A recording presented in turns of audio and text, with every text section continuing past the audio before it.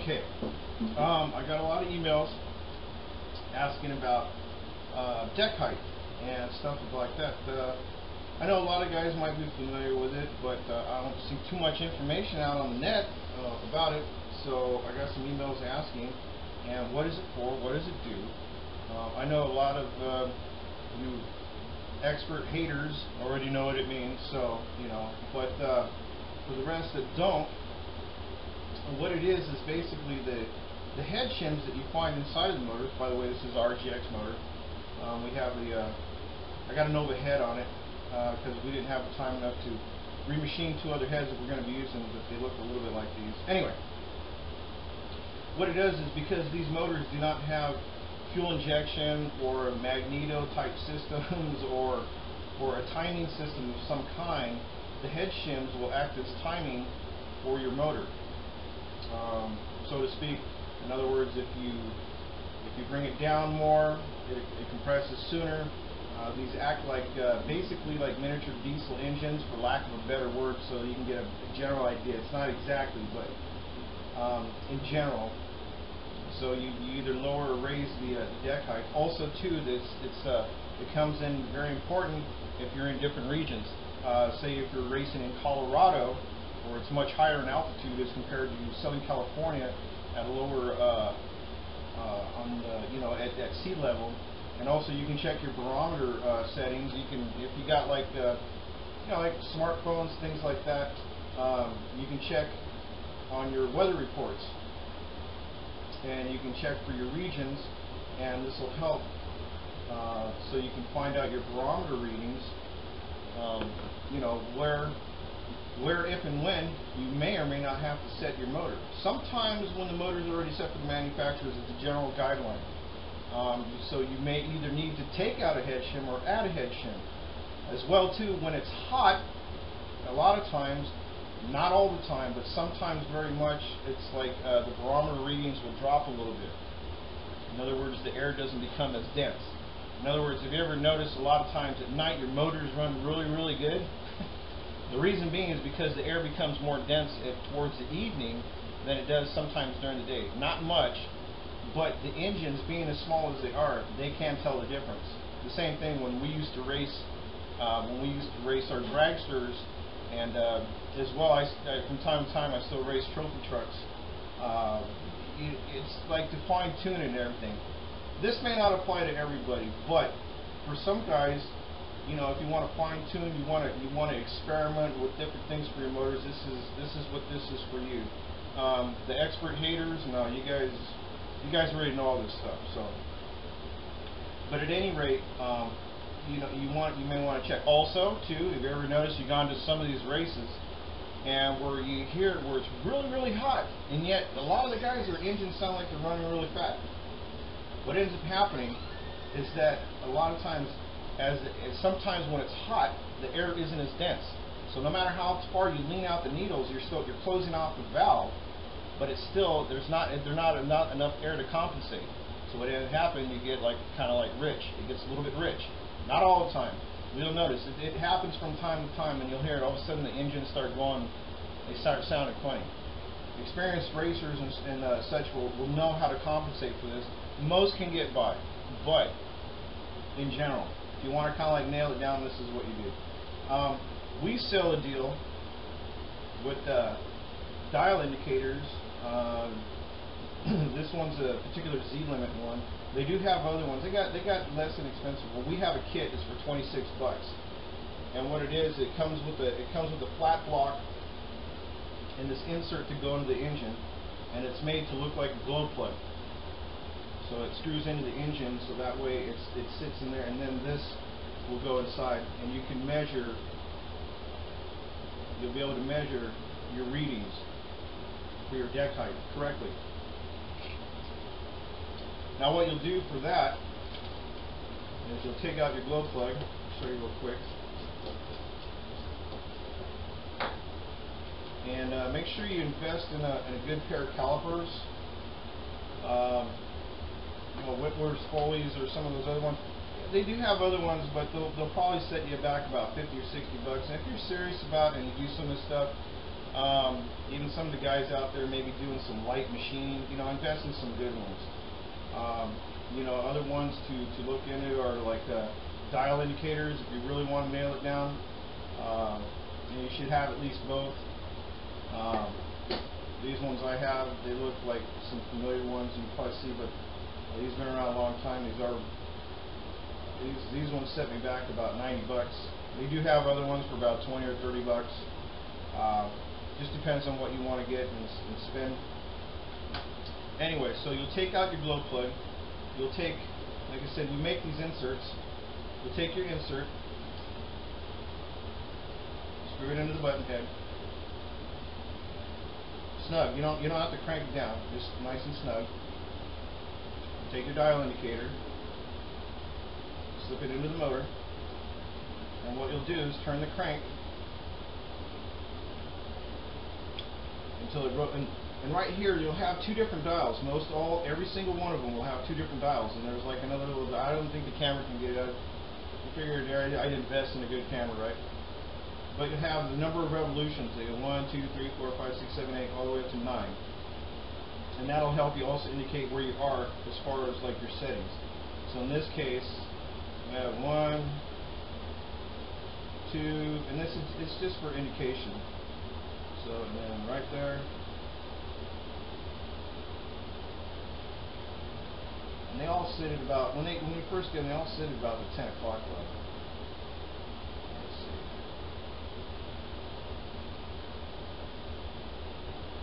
So right there is our bottom.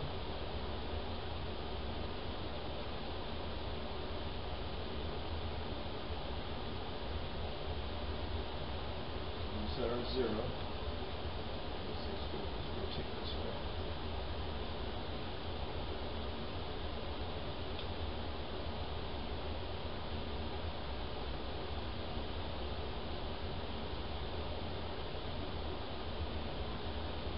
Bring it to our 0. Rotate the other way just to make sure you want to confirm where you're at. So in case it moves, make sure that's snug.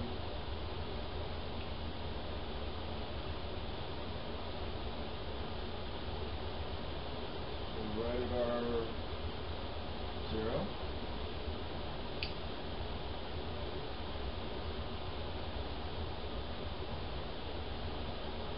Alright.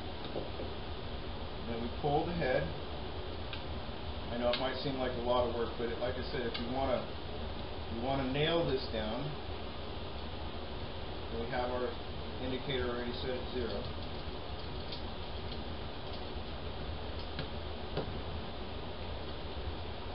And use a good screwdriver when you're pulling the head. I see a lot of guys where they, get one that's made for it.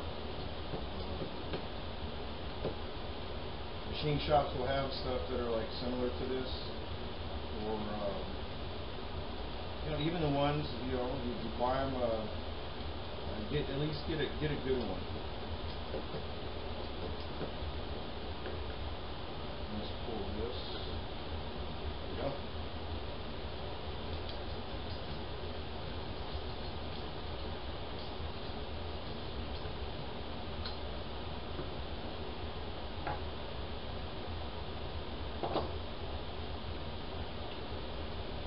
Now we have a block. Your block will look different. I have my machine. This is a perfect square. We had done. Now let's see. Right here we're at. So that was our 0 mark. We know that because it's past 2 revolutions. And I know the camera probably can't pick this up, but from 0 it goes 0, 10, 20, 30, 40. And this dial indicator is in. Let's see. It sits right now at 29 thousandths.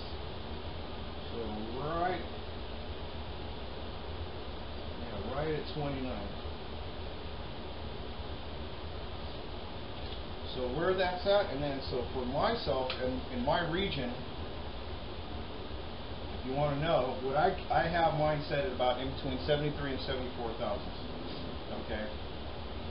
Or I mean 0.70 or 0.74 millimeters. So what you do, you turn on your indicator. You have it in inches because this is in inches, and you bring your indicator or your calipers. Let's see, there's 0.30. Oh, too big. To 29. There we go, 29. And which is about, let's see, 74. So this is my head clearance, 29. You check it on your, when you switch it to metric, right there, have it 0.74. I don't know if the camera can pick it up, but it's at 0.74, which is what I usually have it for my region. So what you want to do, probably like 0.73, 0.8, or 0.7, because like switches a little bit. That's how sensitive these ones are. So what you want to do, and so that way you know you have that setting. So if you need to try or check something else, you can try one shim more or one shim less, and that way you'll be able to know, and you can hit it dead on every time. Again, like I said, this may not be for everybody. This is probably something that it's maybe some engine guys. Maybe you're trying something. Maybe you're doing something a little bit different, where you want to make sure you get it nailed every time. You want to make sure so the motor stays in constant performance, etc., etc. Anyway, it can help. I sell it as a kit. We've sold, oh God, maybe about 60 or 70 of them so far. But it comes as a kit. It's 26 bucks. You have another plate, although this one's not solid. It's solid. I had the last one went out today, and you'll have this plate also to measure. So when you put it on your button, that's how you'll measure it. And the blocks they're milled down to where half a mil. And then that way you'll be able to set that on your block. That way you'll be able to check your height. And that's what these are for. So it comes as a kit. It's a solid piece, about this thick, along with your insert and a dial indicator. If you already have a dial indicator and you already have the tip, make sure you have the AGD Type 2 or Type 3 to where you can redo the tip. You can actually pull these tips. They're a little bit more expensive dial indicators, but you can remove.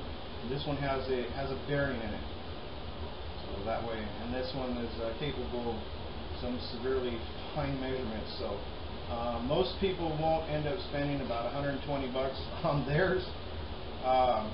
But you get some other ones. They're actually measured in 100,000ths. You'll be fine.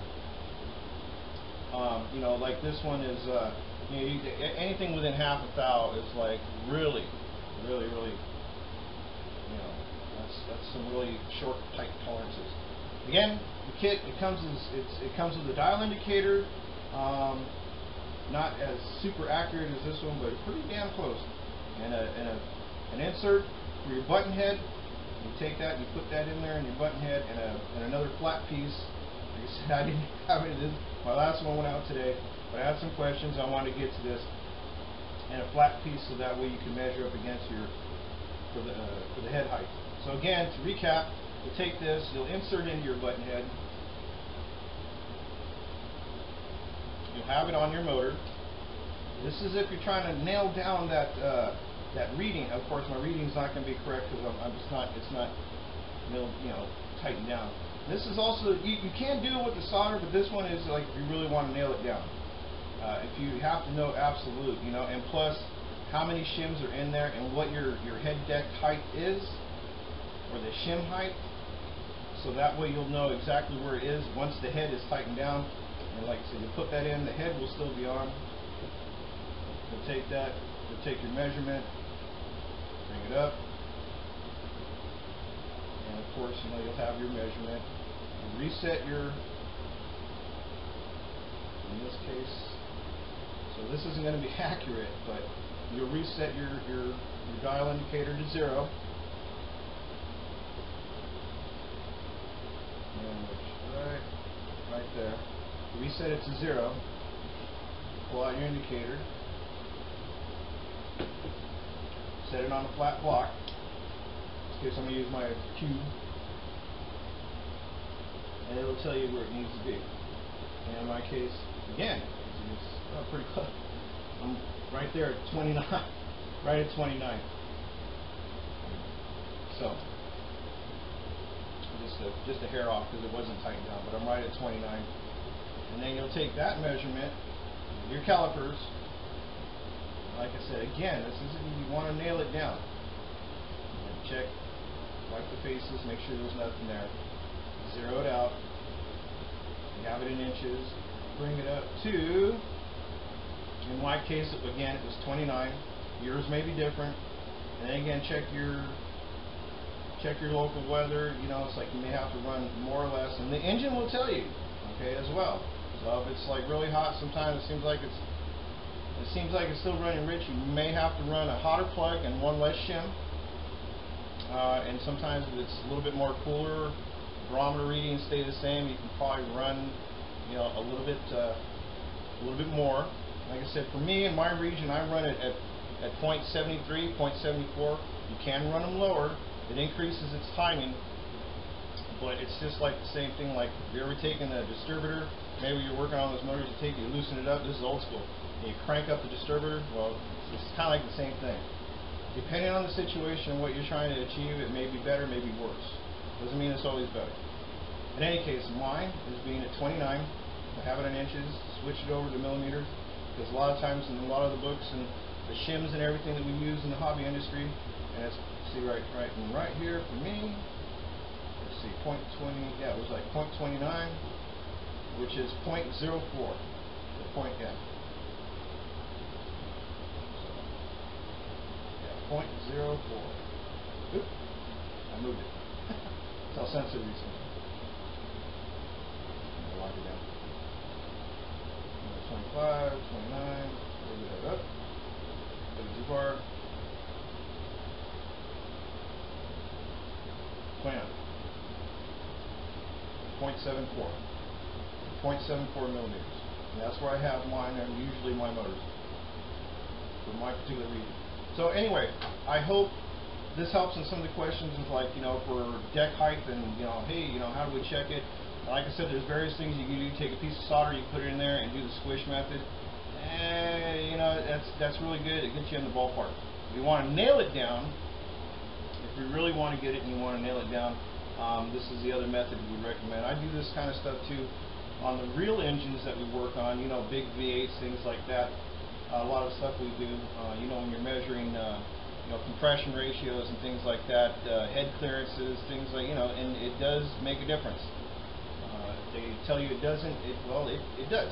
You know, it can. So, I hope this helps with some of the information on a lot of the emails. And remember, there is no such thing as a stupid question.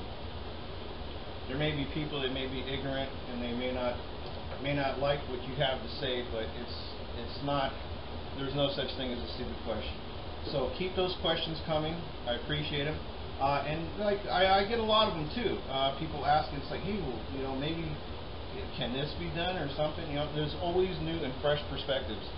For those, a lot of the haters that come in and they slam a lot of the things that I say or do, it's like, well, they're just ignorant. They don't know, and they're afraid of different things. Don't worry. Don't pay attention to them.